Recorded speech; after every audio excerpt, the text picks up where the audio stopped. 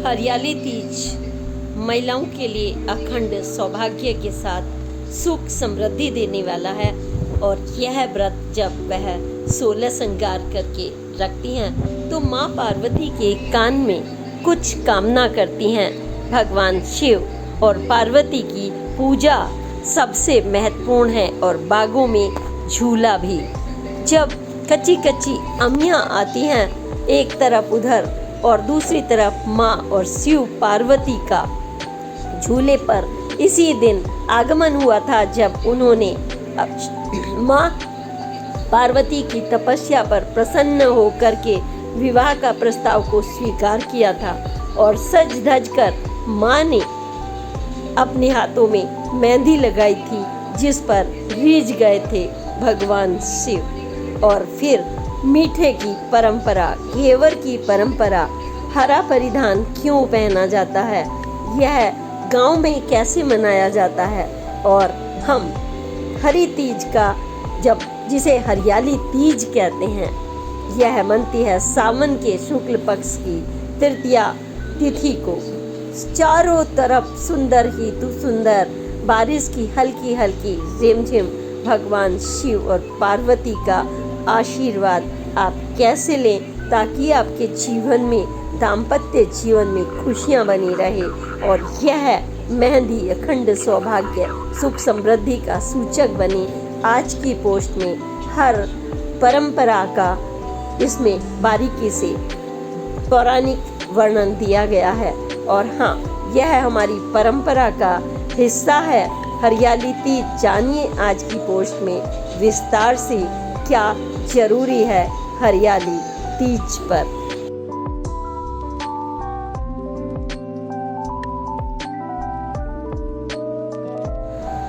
नमस्कार, Meena Kaushik life style में आपका स्वागत है।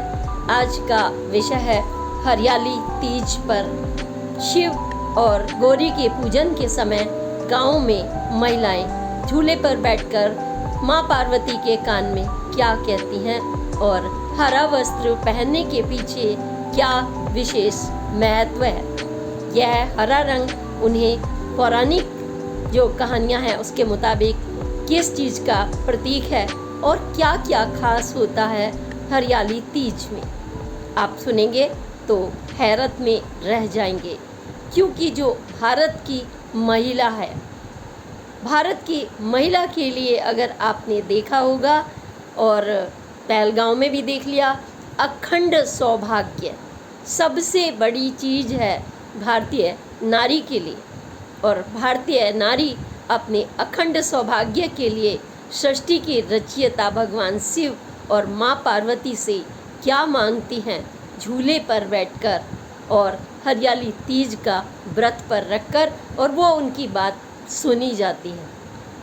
हमारे यहाँ जो परंपराएं हैं मार्गदर्शन भी करती हैं, ऊर्जा शक्ति भी देती हैं और खुशहाली भी लाती हैं। तो यह जो हरियाली तीज का व्रत है, यह भारत की जो नारियां हैं सनातन धर्म में सावन के महीने में शुक्ल पक्ष की तृतीया तिथि को यह व्रत रखती हैं। और यह व्रत भगवान शिव और माँ पार्वती जी को विशेष तौर से समर्पित है। और जब पूरी छटा होती है, सारे में हरा ही हरा दिखता है, रिमझिम ऊपर से बारिश होती है। एक ऐसी छटा, कोई भी कोना ऐसा नहीं बचता जहाँ पर यह खुशहाली की ये बूंदें ना बरसती हों, अमृत जैसी। जब यह अच्छे के मन में उस समय भीगना, और भीगने के साथ कुछ खास और भी परंपराएं हैं जो इस व्रत के साथ मन भीग जाता है। प्यार के रंग में, पति के रंग में, होने वाले पति के रंग में, अपने दाम्पत्य के जीवन में और अपनी संतान के प्रति खुशहाली के लिए प्रेम से सराबोर हो जाता है हरियाली का यह त्योहार। तो इस दिन क्या करते हैं गाँव में, हम आपको बता रहे हैं, उसके बाद हम बताएंगे इसका महत्व और हरे वस्त्रों के धारण करने के पीछे क्या खास बात है। हरे वस्त्र आपने नहीं पहने तो हरियाली में कुछ नहीं किया, समझ लीजिए। कुछ ऐसी चीज़ें हैं वो बहुत ही आवश्यक है। इनके साथ ही तो हम बताते हैं हरियाली तीज आ रही है 26 तारीख की रात्रि जुलाई में यह शुरुआत हो जाएगी और 27 की रात्रि 10:41 तक शुक्ल पक्ष में तृतीया हरियाली तीज अखंड सौभाग्य के द्वार और खुशहाली को लेकर के आ रही है। उस समय आपके घर में जो दस्तक देंगे, आपके मन पर दस्तक देंगे, वह शिव और पार्वती का वैवाहिक रूप आपको दस्तक देगा। यह व्रत अखंड सौभाग्य शुभता का प्रतीक है और प्रकृति से इसका गहरा नाता है, क्योंकि हर जगह हरियाली ही हरियाली जो समृद्धि का सूचक होती है। हरा रंग सुख समृद्धि का है। हमारे फ्लैग में भी यह आवश्यक रूप से जुड़ा हुआ है, जो हमारा गर्व है, जो हमारी खुशहाली का प्रतीक है, हमारी शुभता का प्रतीक है और अखंड सौभाग्य का प्रतीक है। तो हम उस दिन सुबह सुबह उठें, स्नान करें। इसकी पहले से तैयारियां हो जाती हैं और ऐसी तैयारियां होती हैं, आप सुन कर के हैरत में रह जाएंगे। मैं गांव की रहने वाली हूं, भले ही अब मैं दिल्ली में रहती हूं, लेकिन सारा बचपन यानी कॉलेज टाइम तक, एमए तक वहीं पर बीता गाँवों में। तो यह बुध ग्रह को भी मजबूत करता है हरा रंग। अब मन को, विशेष रूप से मन को बहुत शांति देता है, आँखों के लिए सुकून देता है, पवित्रता देता है। कोई पास, अगर आपके पास हरा रंग है तो आपको निगेटिविटी छू भी नहीं सकती। माँ पार्वती का और भगवान शिव का सबसे प्रिय रंग है यह। हम बात करें कि हम उस दिन क्या क्या करना है, तैयारियां भी क्या क्या करनी होगी, वो भी हम बताएंगे। तो सबसे पहले आप उस दिन सुबह स्नान करें। स्नान करने के साथ और घर को मतलब पहले से ही स्वच्छ करके रखें और सुबह भी स्वच्छता, झाड़ू पोछा, लिपाई पुताई सब कुछ करने के साथ साथ जब पूरा घर पवित्र हो जाता है तो आप आसन बिठाएं। और आसन के साथ में ही अगर आपके यहाँ पर स्थान हो तो अगर झूला भी घर में पड़ा हुआ हो तो वो बहुत ही शुभ माना जाता है। छोटा सा झूला भी रख सकते हैं आप और उस झूले पर माँ और शिव, छोटा सा झूला रखें, शिव माँ पार्वती को स्थापित करें, दीपक जलाएं, उनके साथ 16 श्रृंगार की सामग्री, मेहंदी रखना अत्यंत आवश्यक है, क्योंकि मेहंदी का सौभाग्य से गहरा नाता है यह। और मेहंदी लगाने के साथ हाथों पर भी रात्रि को ही आपको मेहंदी लगा लेनी है। मेहंदी रचे हाथ शुभता का प्रतीक होते हैं, संतान के लिए, पति के लिए, खुशहाली के लिए। हाथों में आपके 16 श्रृंगार आपके पूरे शरीर पर हों, हरे रंग की साड़ियाँ, हरे रंग के सूट और पूरा आप अपने को फूलों से सज्जित करें। आप अपने फूलों की माला पहने, माँ शिव पार्वती को चूड़ियाँ, माँ पार्वती को चूड़ियाँ प्रदान करें और भगवान शिव को आप कनेर के पुष्प अर्पित करें और उनको पंचामृत जरूर रखें उनके सामने। और एक आवश्यक चीज़ है, बहुत ही ज़रूरी होती है, जो 16 श्रृंगार के साथ जब आप रखेंगे तो हरे रंग के परिधान अपनी सास के लिए और नंद के लिए या अपने ज़रूर रखें, किसी बुजुर्ग के लिए, उससे बहुत ही उन्हें माँ पार्वती का आपको आशीर्वाद मिलता है यह। और अगर ससुर हैं तो उनको परिधान अवश्य दोनों को पहनाएं, सास ससुर को। और इसी के साथ धूप दीप के साथ उनकी कथा सुने और कथा सुनने के बाद माँ पार्वती में रम जाएं और शिव में, क्योंकि इस ही दिन यह वह शुभ दिन है। इसलिए मिलता है अखंड सौभाग्य, जो मैं खोलने जा रही हूँ, कि यही सावन का महीना था, शुक्ल पक्ष का, जब कठोर तपस्या 107 जन्म लिए थे माँ पार्वती ने शिव जी को पाने के लिए।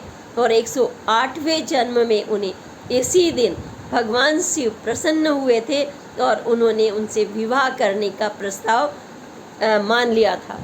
और कैसे रीझ गए थे, अगर आप ये जानेंगे तो हैरत में रह जाएंगे, क्योंकि स्त्री का जो गुण होता है अपने सौंदर्य से, अपनी मासूमियत से, अपनी विनम्रता से, अपनी संकल्प शक्ति और धैर्य से आप प्रकृति को और प्रकृति के रचयिता यानी सृष्टि के रचयिता को जीत सकते हैं। तो माँ पार्वती को ने अपनी तपस्या से मेहंदी भरे हाथ लगाए, सुंदर सुंदर उन्होंने अपने आप को फूलों से सज्जित किया था।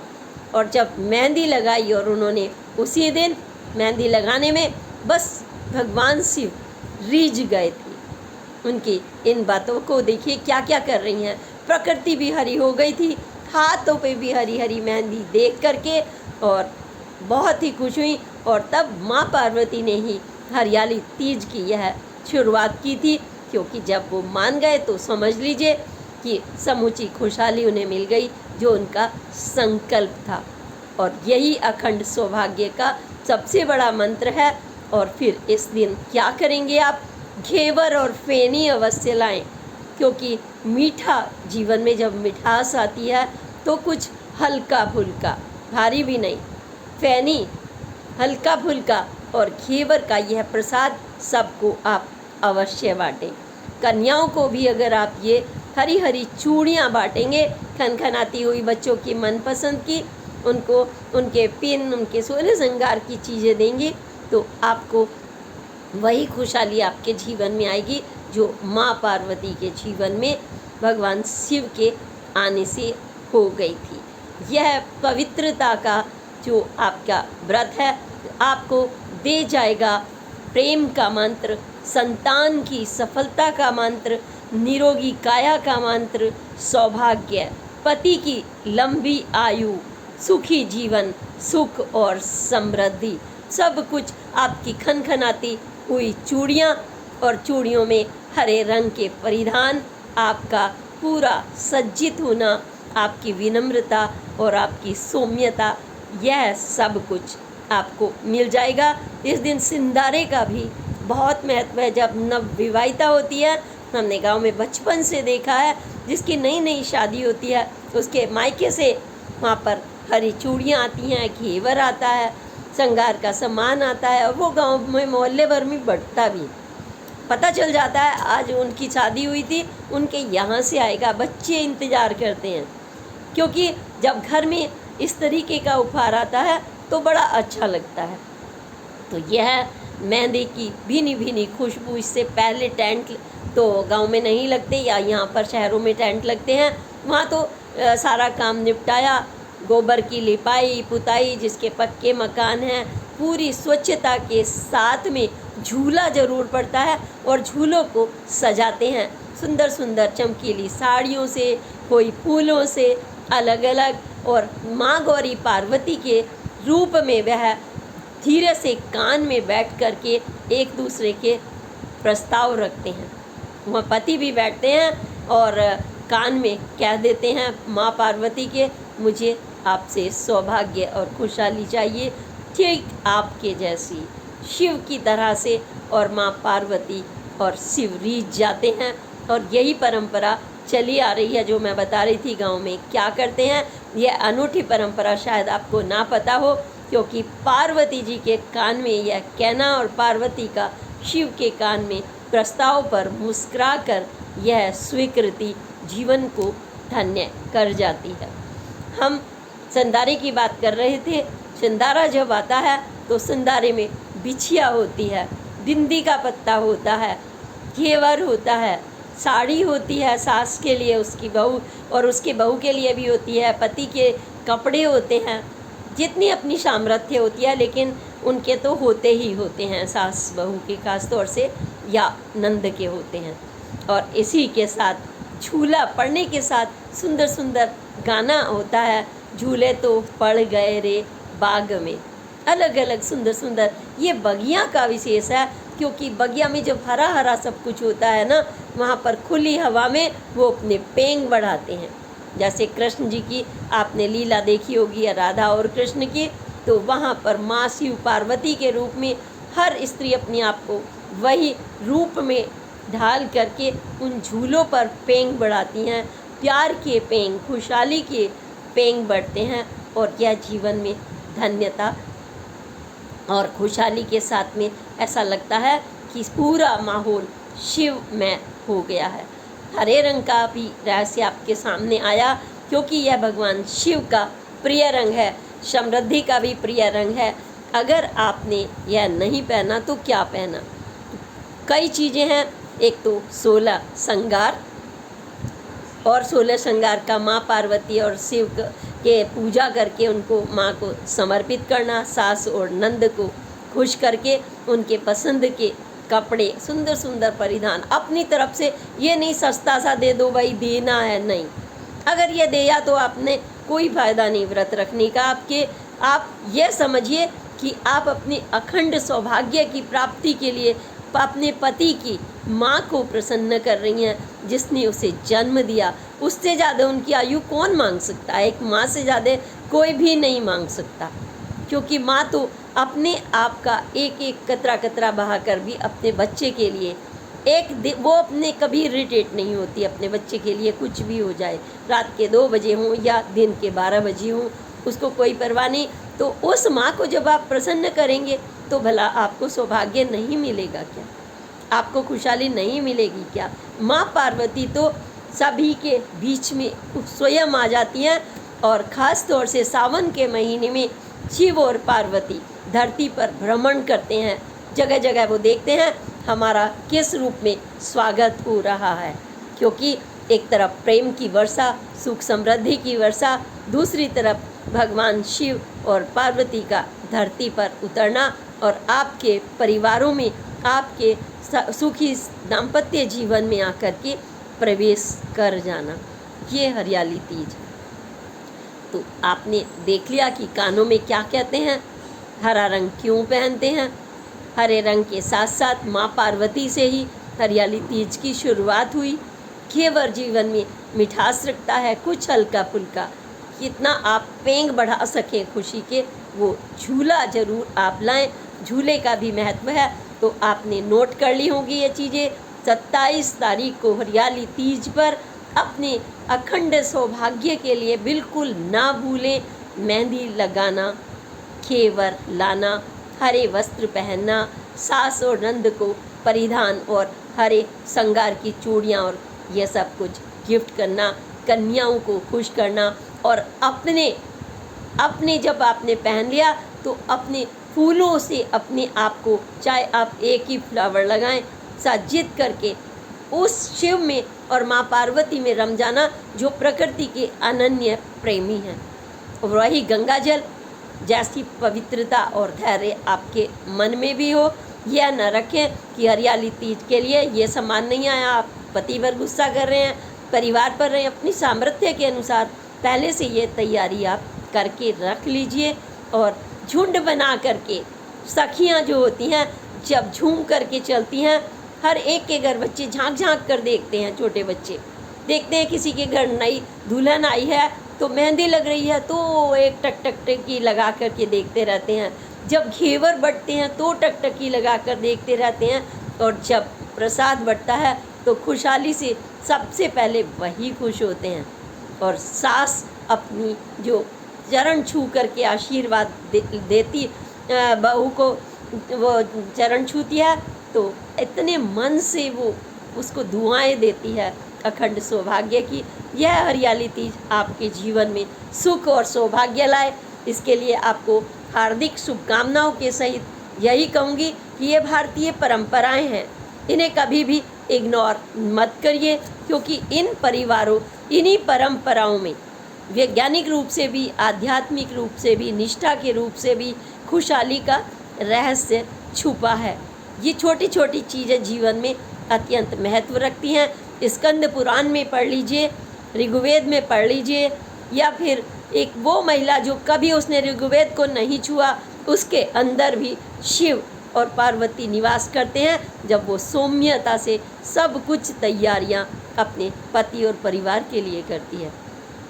और जो हम कहें कि पाश्चात्य परंपरा की नकल करें, यह सब कुछ नहीं है, तो फिर तो आप यह भी कह सकते हैं कि शिव ही नहीं है, धरती नहीं है, कुछ भी नहीं है, तो फिर आप कौन हो? आपका वजूद क्या है?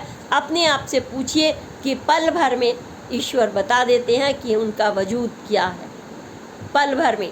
लेकिन सावन का महीना आ रहा है, इसकी तैयारी कर लीजिए। केदारनाथ से लेकर के आप जगह जगह देख लीजिए, हर शिव मंदिरों में तैयारियां चल रही हैं और यह तैयारियां महिलाओं ने भी शुरू कर दी है। वो अपने अच्छे अपने वस्त्रों के लिए सिलाई स्टिचिंग करना, लाना, वो सब तैयारियां शुरू हो गई है। उम्मीद करती हूँ आपने भी तैयारियां शुरू कर दी होंगी।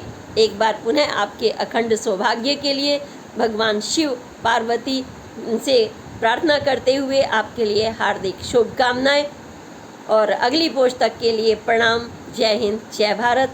आप यह पर्व कैसा मनाते हैं आप ज़रूर कमेंट करिए और ज़्यादा से ज़्यादा पोस्ट को शेयर करिए। कुछ नए ढंग से अगर आप मनाते हैं तो आप भी हमें अपना वीडियो या फिर लिख करके भेज सकते हैं, हम अपनी पोस्ट में शामिल करेंगे। एक बार पुनः प्रणाम। जय हिंद, जय भारत।